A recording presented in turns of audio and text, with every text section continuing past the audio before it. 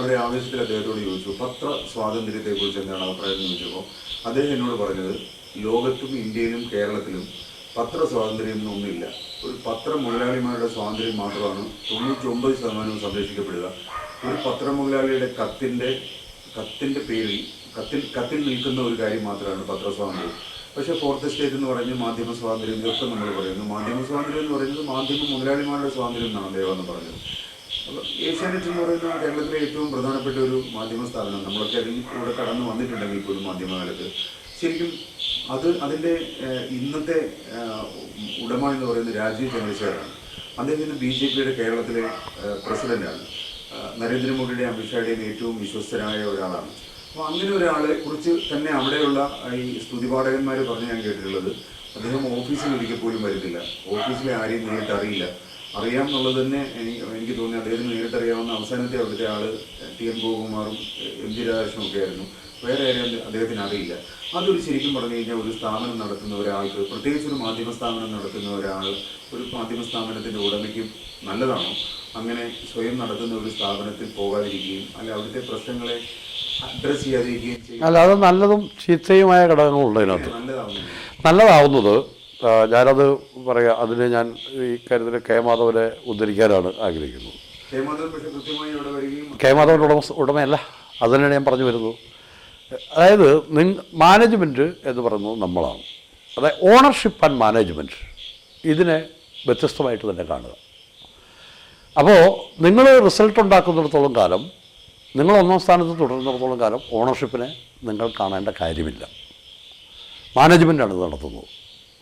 ആ അർത്ഥത്തിൽ ഒരു നല്ല ഉടമസ്ഥന് അതിൻ്റെ ക്വാളിറ്റി നിലനിർത്താൻ അയാളുടെ ഇടപെടലിൻ്റെ ആവശ്യമില്ല. അത് നടത്താനുള്ള ആളുകളെ വിശ്വസിച്ചിട്ട് മാറി നിൽക്കുന്നതാണ് നല്ലത് എന്ന് തന്നെ പറയാം. അങ്ങനെ ഒരു നന്മയുടെ അംശം അതിനകത്തുണ്ട്. അല്ല, അത് ഇടപെട്ടു എന്നല്ല ഞാൻ പറയുന്നത്. അതാണ് ഞാൻ പറഞ്ഞത്. ഇടപെടാതിരിക്കുന്നതിൻ്റെ ദോഷമുണ്ട്, ഇടപെടാതിരിക്കുന്നതിൻ്റെ നന്മയുണ്ട്, ദോഷമുണ്ട്. ഇതൊക്കെ ഇതൊരു മാനേജ്മെൻറ്റ് രീതിയാണ്. അല്ല, ഞാൻ പറഞ്ഞു വരുന്നത്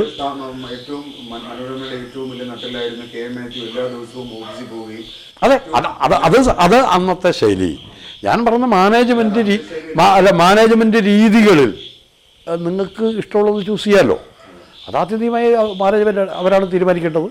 അതിൽ മുതലാളി വരുന്നുണ്ടോ വന്നില്ലയോ ഇതൊന്നും വിഷയമാക്കേണ്ട കാര്യമില്ല. ഇപ്പോൾ വരുന്നുണ്ടോ അതെനിക്കറിയത്തുമില്ല. അപ്പോൾ ഇതൊരു മാനേജ്മെൻറ്റ് എങ്ങനെയാണല്ലോ. പിന്നെ രാജീവ് ചന്ദ്രശേഖറിൻ്റെ ഉടമസ്ഥയിൽ തന്നെയാണല്ലോ റിപ്പബ്ലിക് ചാനൽ അർണാബ് ഗോസ്വാമി എഡിറ്ററായിട്ട് തുടങ്ങിയത്.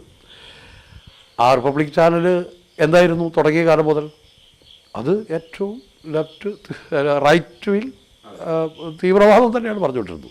എന്ന് മാത്രമല്ല, സമൂഹത്തിൽ ഡിവിഷൻ ഉണ്ടാകാനുള്ള ശ്രമങ്ങൾ അതിന് വേണ്ടുന്ന തരത്തിലാണ് വാർത്ത. ഇപ്പോഴും അത് തന്നെയാണ് തുടരുന്നത്. അന്ന് തന്നെയാണ് ഏഷ്യാനെറ്റ് വേറൊരു തരം നിലപാടെടുത്തും പ്രവർത്തിച്ചുകൊണ്ടിരുന്നത്. ഇതേക്കുറിച്ച് ചോദിച്ചപ്പോൾ രാജീവ് ചന്ദ്രശേഖർ വളരെ കൃത്യമായിട്ട് പറഞ്ഞു, അവിടെ ഓടുന്നത് അതാണ്, ഇവിടെ വിൽക്കപ്പെടുന്നത് ഇതാണ്. ഞാനതിനിടപെടാറില്ല. അപ്പോൾ എനിക്ക് വെച്ചാൽ ഒരു കൃത്യമായ മുതലാളിയുടെ നിലപാടാണ്. എനിക്ക് കാശ് കിട്ടിയാൽ മതി, നിങ്ങളെന്ത് ചെയ്യുന്നു എന്നുള്ളതല്ല.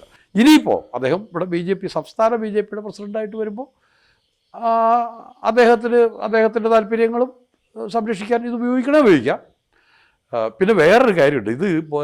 ഇത്തരം കാര്യങ്ങൾ ഇപ്പോൾ അത് മുതലാളി പോലും വേണ്ട, ഒരു എഡിറ്റർ അയാളുടെ താല്പര്യങ്ങൾ എന്താണെന്ന് താഴെയുള്ള ഡൗൺ ദ ലെയേഴ്സിലേക്ക് കമ്മ്യൂണിക്കേറ്റ് ചെയ്താൽ പിന്നെ ഓരോ വാർത്തയ്ക്കും വേണ്ടിയിട്ട് അത് മാനിപ്പുലേറ്റ് ചെയ്യാൻ എഡിറ്റർ ഇടപെടുകയോ മുതലാളി ഇടപെടുകയൊന്നും വേണ്ട. സ്വയമായിട്ട് സെൻസർ ചെയ്തോളും.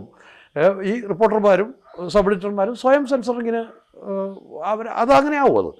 അപ്പോൾ അതൊക്കെ എന്താണ് നടക്കുന്നത്? അത്തരം കാര്യങ്ങൾ വാസ്തവത്തിൽ നമ്മുടെ വിഷയവുമല്ല. നമ്മൾ പുറത്ത് നിൽക്കുന്ന ആളുകളുടെ വിഷയവുമല്ല.